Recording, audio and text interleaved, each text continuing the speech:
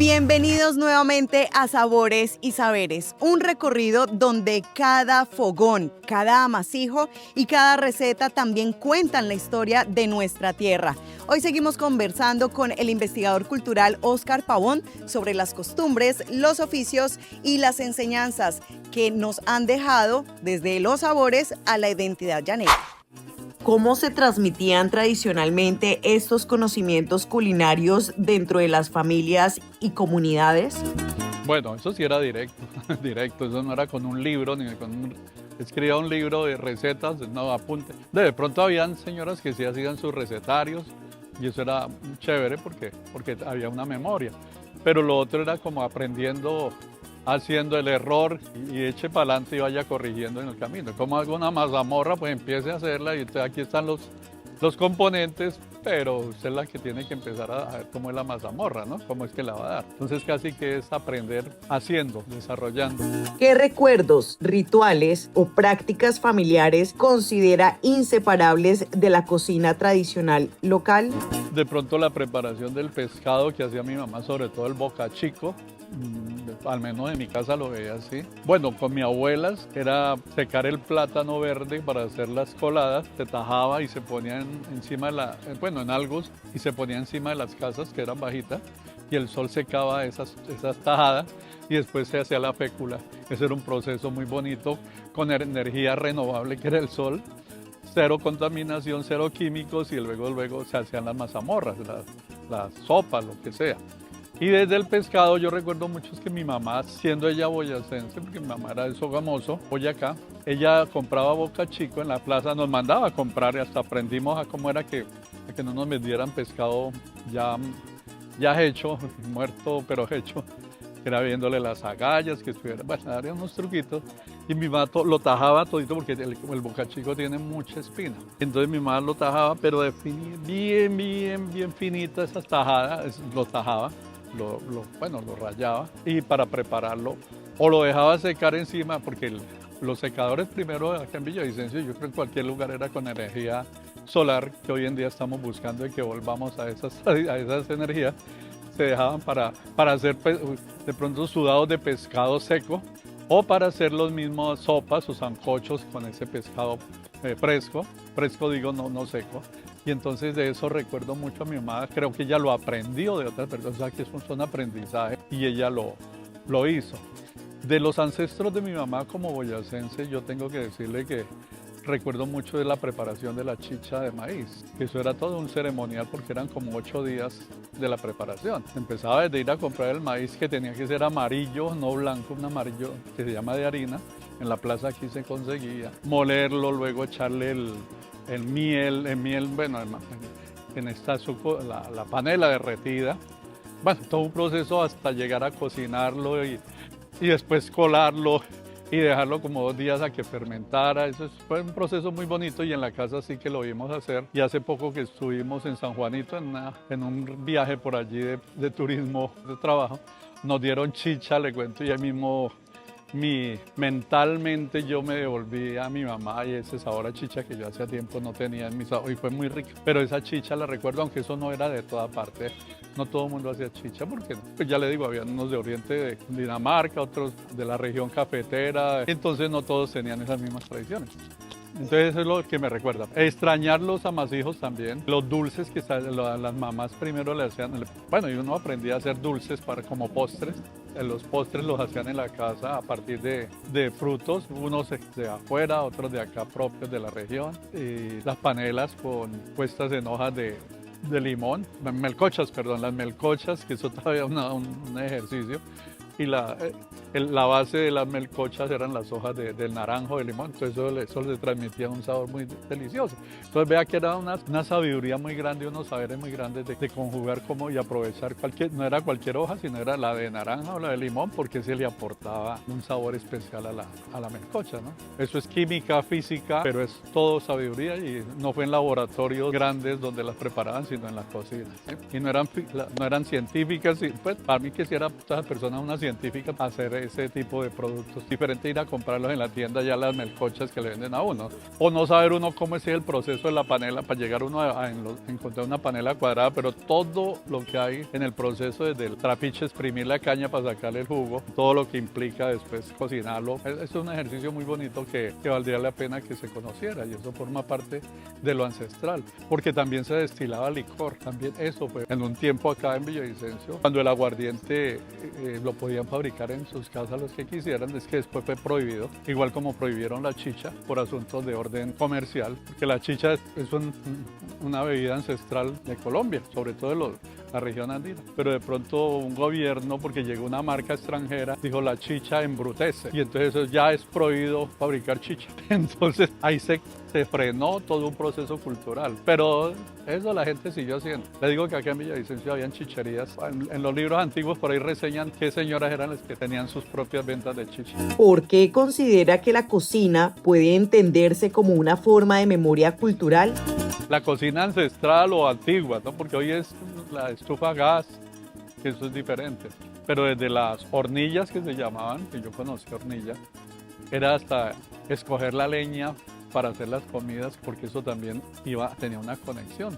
La leña, el humo, ese sabor le pasaba al alimento también.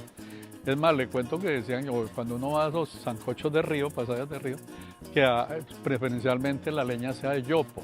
El yopo es el llamado, una variedad de árbol. Ese es el más leñoso y sirven, los asaderos lo utilizan mucho. Y dicen que cuando el sancocho ya está listo casi para servir, escoger un tizón del fogón que uno haya hecho para cocinar y ese tizón meterlo a la olla. Y eso, como está casi al rojo vivo, se apaga, pero ese le da un toque especial al sancocho. Y esos son toquecitos que algunas personas tienen, ¿no? Entonces difieren los sancochos, pero ese sancocho apagado, donde le apagan un tizón que se llama el tizón, el leño incandescente o queman prendido. Entonces sí, las cocinas era escoger la leña con que se iba a cocinar, bueno, y aprender a lavar las ollas tiznadas también. Todo eso el proceso, eso era primero porque las ollas se tiznaban, ¿cierto? Entonces, como para que no se tiznaran las ollas, y así se hace cuando uno va todavía a los ríos a hacer sancocho. Se les unta, antes de montar las ollas al fogón, jabón, rey, se les embadurna harto, y de pronto un poquito de arena, y entonces se pone al fogón, se hace el sancocho, y después ya es más facilito sacarle el tizne, porque está el jabón ha hecho como una película ahí que permite que sea más fácil que se desprenda, ¿no? Entonces son pequeños trucos y de ahí que una cocina como tal es la memoria. Voy a hacer como hacía mi mamá o como hacía mi abuelita las arepas, y que le voy a adicionar y entonces lo que yo le adicione ya después se vuelve memoria para otros que me ven hacer, entonces sigue la cadena. Pero es memoria ver armar una arepa, eso también, yo no sé armar arepas, mi mamá las hacía. Que día allá en San Juanito unas señoras hacían unas arepas mezcladas con cuajada y eso, qué ricura y qué chévere. Me quedó pues las fotografías y haberme comido como 3 arepas con la chicha que le cuento, ¿no? Pero eso es memoria y convoca, ¿no? Hay inspiración. Porque también uno se arrima a hacer una sopa, cualquier plato a una cocina, uno se inspira para poder. Porque si uno está de mal humor dice que hasta se le cortan las sopas. Eso todo sí forma parte de, que será verdad, será mentira, pero eso hace parte del pensamiento, de lo que se hereda y uno dice que si usted tiene mal genio no me mire la mazamorra porque me la corta, ¿sí? Esas son cositas. Y no todos los chefs manejan las mismas, no todos los chefs quedan bien un amarillo a la Monseñor, por decir algo. Que cada quien le da su toquecito. Es que eso es como propio de cada quien de nosotros. Además de un saber, es como unas energías que uno le aporta. Así como hay unos que cortan un alimento, hay otros que lo enriquecen y le queda sabrosísimo. ¿Qué técnicas o prácticas tradicionales considera hoy están desapareciendo o en riesgo? Yo digo que los amasijos, sigo diciendo los amasijos, que fue tan fuerte, yo creo, bueno, tenemos acá a San Martín y Restrepo con los pan de arroz, Pero ya dentro de un colectivo, bueno, ¿yo para qué voy a hacer panes de arroz y los puedo comprar en una tienda? Porque ahora pululan fábricas por todo lado. Y eso es un riesgo que se ha perdido. Esa cocina tradicional se ha ido perdiendo. De pronto también hacer los postres caseros, porque bueno, ya ahora vamos al restaurante, allá nos ofrecen postres para que yo preparo en la casa, ¿no?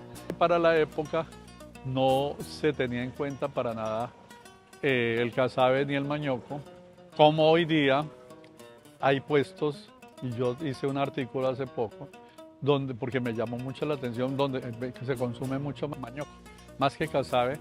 Y yo lo entiendo es porque el casabe son tortas y para traer tortas desde lejos eso se partiría y todo, pero el mañoco lo están vendiendo acá en Villavicencio hasta callejero, se lo encuentra. Las señoras que venden hierbas aromáticas también le venden mañoco y chimú. El chimú es ese producto que consume el llanero, que a cambio del tinto ese también le permite estar enérgico y todo. Bueno, pero hoy día hay un consumo alto de mañoco en Villavicencio. Entonces vea cómo lo ancestral hoy día se está posicionando en la gastronomía de Villavicencio. Lo digo por el trabajo que hice, y fue sencillito ubicar un poco de gente que me dice lo traemos del Bichada, otros lo traen de por allá del Guainía. O sea que difiere la procedencia de ese producto, pero que aquí se consume mañoco, se consume. ¿Qué cambios ha observado en la cocina tradicional de Villavicencio frente a la urbanización, la modernización o los nuevos hábitos de consumo? Bueno, si hoy día estamos sometidos a los nuevos productos que nos llegan, a los nuevos platos que están presentes a diario en las esquinas, el crecimiento de la ciudad hizo también que se crearan estos restaurantes de comidas rápidas. Entonces están las hamburguesas y que las arepas con no sé qué, con todito o no todito, y bueno, le ofrecen una variedad y eso es como nuevo para nosotros, ¿no? Quizá, no sé hasta qué punto, pero más honestas las empanadas, aunque esa es como muy de hace tiempo, pero la empanada está allí presente, las arepas mismas que las venden también. Pero sí, yo creo que lo más nuevo es que lo más in son los perros calientes, las hamburguesas, que es lo que se ha ido posicionando, y se han abandonado de pronto otros productos de la gastronomía, porque estos son los como más populares, ¿no? Hacer hamburguesas, hacer pinchos, los pinchos son otros, entonces como que está más posicionado eso y forma parte de los procesos sociológicos que tiene cada lugar, ¿no? Y la influencia de los medios de comunicación, que es grande. Prefiero rápido ir a comprar una hamburguesa y una gaseosa de cualquier sabor, y con eso ya no tengo que prender la estufa y ponerme nada. Entonces ya, rapidito. ¿Sí? Entonces la inmediatez, y por eso llaman comidas rápidas, los clasifican así, ¿cierto? Que hasta qué punto alimentan. Porque eso es lo otro. ¿Qué saberes considera urgente documentar antes de que desaparezcan? La preparación de algunos platos, por ejemplo, algún tipo de sopas, mazamorras, que eran las que yo creo que en otros lugares del Meta también las mazamorras fueron claves en las dietas de cada día, valga la redundancia. Para bien hay unos trabajos bibliográficos donde han recogido, al menos nos están quedando esas fórmulas, esas recetas, y podría ser un referente para retomarlos y enseñarlos. Lo que pasa, de pronto ya hay unos libros, están ahí, pero no se han expuesto en práctica. Sería pasar ahora de ese contenido del libro a la praxis, ¿sí? Y yo sí pondero que el primer libro, al menos que yo conozca, de gastronomía que hubo acá en el Meta, lo hizo un funcionario del Instituto de Turismo de la época, se llamaba Cultura y Turismo Departamental, Ramón Vergel, y es un libro que hicieron con auspicio, con un préstamo del Fondo Mixto de Cultura, pero un libro de edición de lujo, pasta dura, full color, y él hizo la investigación y recogió varios platos tradicionales del territorio del Meta, un poco también del llano, más allá de las fronteras del Meta, y están ahí. Y él se tomó el trabajo de investigar con las portadoras de esa época. Yo le estoy hablando hace más de 25 años. Es un libro que es clásico. Hoy día hay más, pero ese yo creo que lo importante sería como aprovechar que existen están documentadas esas fórmulas, esas recetas, para empezar a que no sé si lo hagan en las escuelas pocas que hayan de gastronomía acá en Villavicencio, en el departamento del Meta, como empezaran a enseñarse sacando de los libros esa información que está ahí, que son platos que quizás ya se perdieron, ¿no? que no están, pero ahí están para rescatarlo. Entonces, severísimo que pasen, así como en un momento pasaron de la sabedora al libro, hoy día que pasen del libro a un grupo de personas que los empiecen a aprender. ¿Sí? Entonces, sería interesante ese proceso. ¿Qué nos dice la cocina tradicional sobre la identidad cultural de Villavicencio y del territorio llanero? Bueno, nosotros nos identifican fundamentalmente es por la mamona. Aquí todo el que llega, eso sí, no de nada, hallacas, nada, no, es carne a la llanera. Tiene que ser carne a la llanera, y de eso sí que tenemos restaurantes, y los hay que tienen una buena sazón y otras no buena sazón. Cada quien busque donde le parece mejor, pero sí tenemos esa fortaleza, y es como una marca de la cultura llanera que nos tiene de la gastronomía. Es la carne asada, la mamona, que llamamos. Mamona, ¿por qué? Porque son reses muy tiernitas, están mamando todavía, entonces por ejemplo mamoncitas. Entonces las matan y es carne muy, tiene que ser esa. Ahora le venderán a uno también de reses ya bien mayores, pero es la carne la que nos marca muchísimo, la carne a la llanera. No hay otro producto indudablemente que nos tenga más marcado, y eso sí es para todo el territorio llanero. Porque así hayan carne chigüire, que no sé qué, de eso casi nadie, pero yo quiero es mamona. ¿Sí? Y vea que como eso ha traspasado fronteras, Paola. El año pasado fui a Zipaquirá y ahí hay como 5 restaurantes de carne a la llanera. Eso pasa una carne a la llanera, entonces eso se pasó las fronteras. Eso forma parte de los procesos culturales también. Así como el joropo ha traspasado esa frontera geográfica, es cordillera, hasta en lugares de páramo de Boyacá hay escuelas de joropo. Igual la mamona ha trascendido. Que son gente de aquí que se fueron para allá, quizá.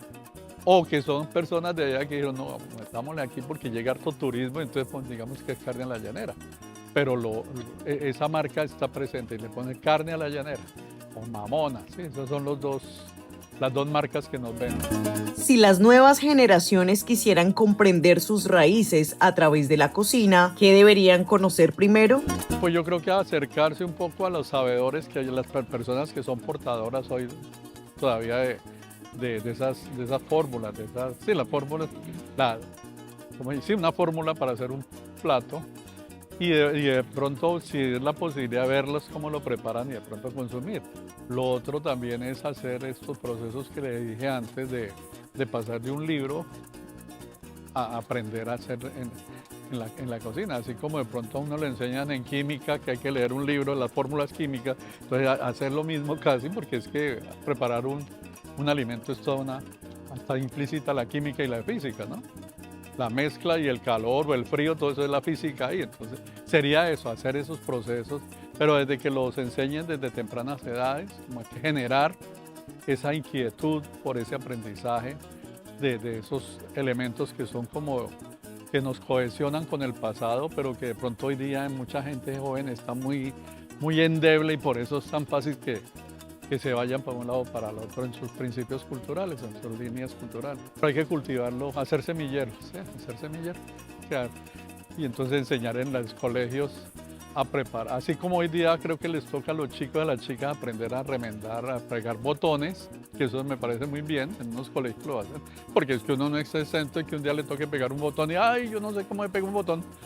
Igual que de pronto hubiese unas clases de aproximación, así sea como hacer un jugo de algo. Para usted, ¿a qué sabe Villavicencio? ¿A qué sabe? A mí me sabe a zarrapia, que es un fruto de un árbol que ya quedó extinto y que había por la región del Buque, acá en Villavicencio. Un fruto que creo que es nativo de la región. Es como un árbol de mango y los frutos son como una curuba larguita y son carnosos como el mango y se maduran. Y es el olor riquísimo y uno se come la pulpa y la pepa queda como la del mango con pelitos. Y eso para mí, el zarrapio, eso para mí es muy, pues habrá otros productos, pero para mí volvería a comer un zarrapio sería muy chévere porque no fui a recogerlos al sector del buque porque yo era chico, pero 2 hermanos mayores sí iban a baño porque eran en bus, iban a baño a las cabeceras del buque y por allá creo que había mucho bosque de zarrapio y era época de verano y era la cosecha. Eso me gustaría. Y además porque tiene una significación histórica y comercial, porque la almendra de ese zarrapio, esa pepita como la de mango la partían, una almendra como la del mango que uno partió una pepa de mango y hay una almendra. Pero esa almendra la llevaban para Europa para extraer de ahí esencias para hacer perfumes y jabones y todo. Entonces está atado a la historia, pero a mí lo más es que está atado a Villavicencio y a la región del Buque, de aquí el barrio del Buque hoy día. Pero el zarrapio, de pronto algo de lo que hacía mi mamá o mis abuelas, unas arepuelas, pero eran ya muy boyacenses, unas arepuelas de trigo fritas, de dulce, o el majule que hacía mi abuela paterna, que era majule, una mazamorra de plátano maduro machacado con queso rallado, entonces quizá ese, y por supuesto la carne a la llanera. Entonces vea que puse sobre la mesa casi que un buffet para seleccionar platos, porque es que uno solo no podría hacer. Gracias a todos ustedes por habernos acompañado en este nuevo encuentro con las tradiciones de nuestro llano. Desde la Corporación Macabalinay seguimos recorriendo los caminos de la memoria, las raíces y la cultura que permanecen vivas en nuestra tierra. Los esperamos en una próxima entrega de Sabores y Saberes, un viaje por la cocina, la memoria y la tradición. Chao, chao.